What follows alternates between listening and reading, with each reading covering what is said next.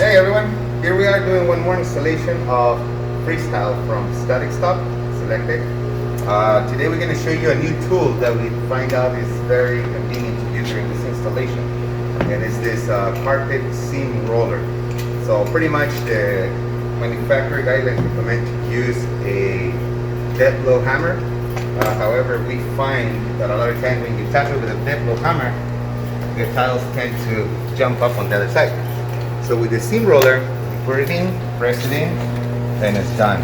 So I'm going to show you really quick how we find out. You put it in, and then you just seam roll it, and the roll stays down, seams really well, and you can speed up your installation.